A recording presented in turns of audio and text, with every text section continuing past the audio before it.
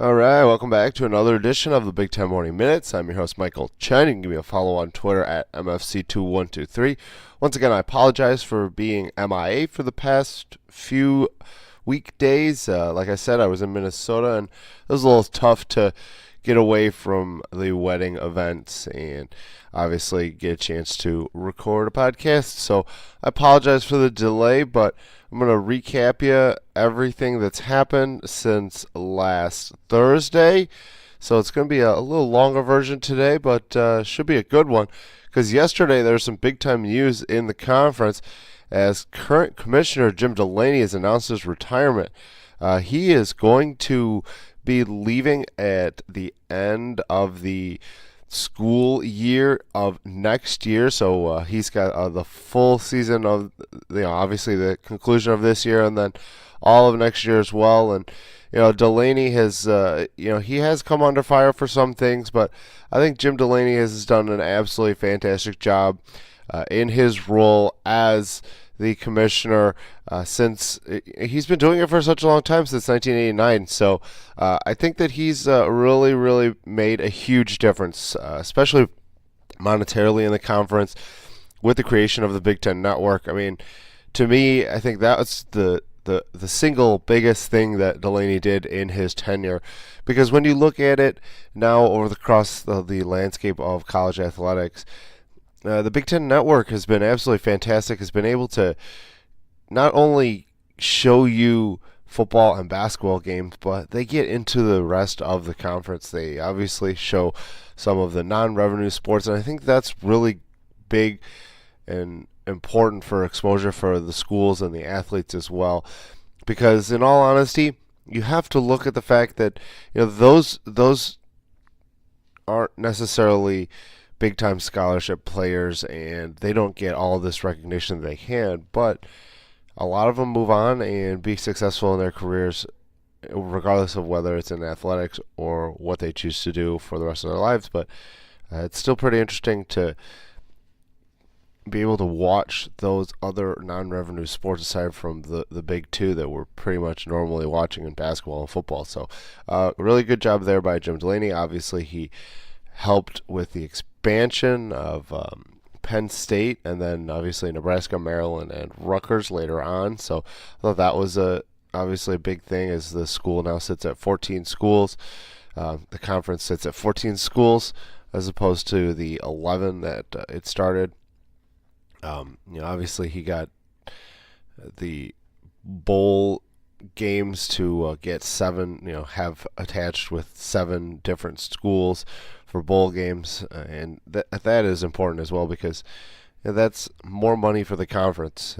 Every team obviously gets the money put into a pool, and then it gets split evenly throughout the schools, but the more relationships that you have with the bowl games in conference means obviously more money for the conference. So obviously a huge thing. Obviously getting replay involved early. They were pretty much the first college football replay system that they invented. He helped develop and implement it, and then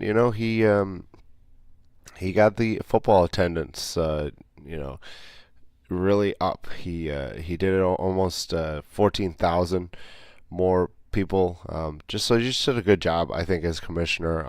I think there is a parting gift that he can leave with the conference. I think that he can help the conference get back to the college football national playoff. It's been 2 years since the Big Ten team made it. I understand that he's not on the board of the selection committee, but I think that he holds pretty much a lot of weight, and he should be able to not necessarily push his weight around, but influence some people and get them to get the Big Ten champion and deserved champion into the college football playoffs. So we'll see who is going to be named the successor for Jim Delany. There are mentions of multiple people, but obviously nothing has been said so far. So I think that is something to watch for, because I think that the next commissioner is going to have really big holes to fill. And if they did anything close to what Jim Delany has done for the conference, I think it will be a success. But again, big shoes to fill in Jim Delaney's because I think personally, I think he's done a fantastic job, and I think that ultimately the conference is better than when he inherited it as the leader in 1989. So it's a sad day yesterday for the Big Ten, but obviously on to bigger and brighter things for Delaney. He's he couldn't be the commissioner forever, and now he gets an opportunity to spend a little bit more time with his family. And obviously, retirement is not the worst thing to do as well. And then we're going to hit the Wayback Machine and go back to Thursday. PJ Fleck picked up a commitment with defensive tackle CJ West, verbaling to the Gophers, defensive tackle out of Illinois. Offer list isn't very impressive, but I will tell you this, though. He's got some solid size for a plugger in the middle. That's 6'2", 305 pounds. So, that's a solid pickup for PJ Fleck and the Minnesota Golden Gophers. I'm sure you saw this at some point in time during the NFL Combine as well, that Trace McSorley, the Penn State quarterback, the former Penn State quarterback, was asked to work out as a defensive back, and he politely declined.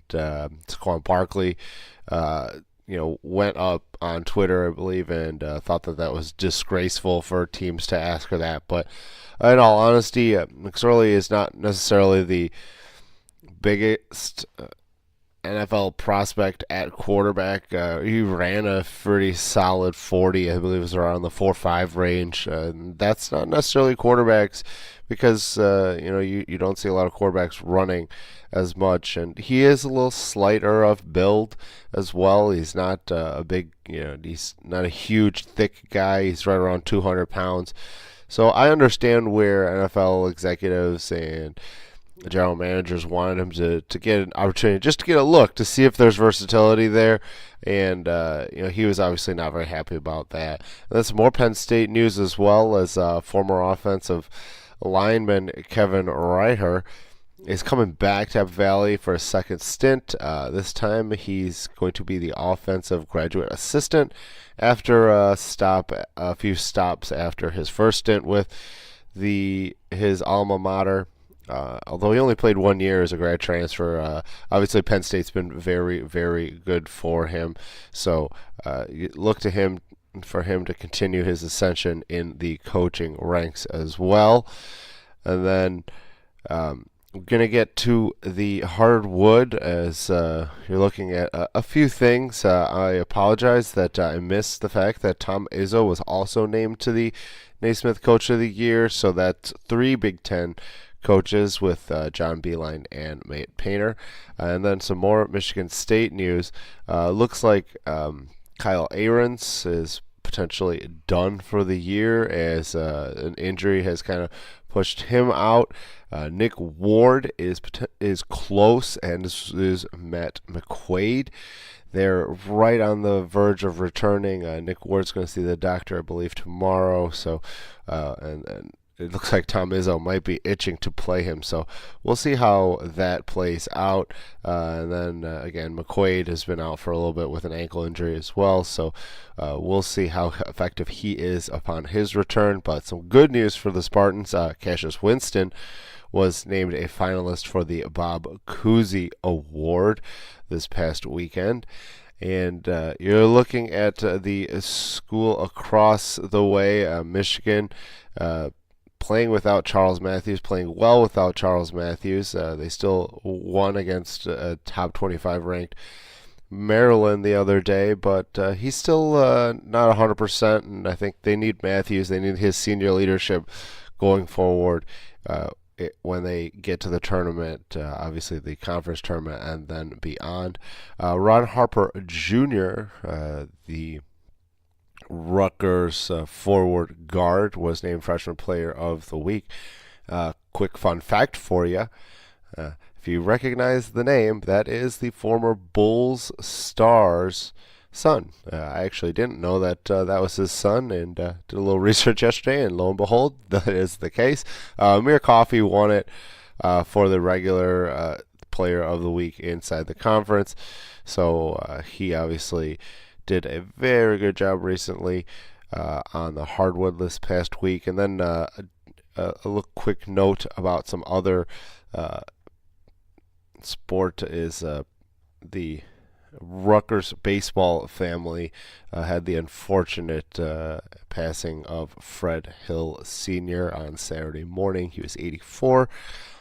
He retired after winning a boatload of games, 941 to be exact, 4 conference titles sprinkled in there, a lot of talent going to the major leagues as well. So it's a pretty big loss for the baseball community for Rutgers, with Hill obviously passing away. But it's unfortunate, but obviously things happen, and that's the way it goes. And that's going to do it for me today on the Big Ten Morning Minutes. I've been your host, Michael Ten. Thank you for sticking with me, and I apologize for missing the last few days, but obviously weddings happen. So have a great day, Big Ten fans.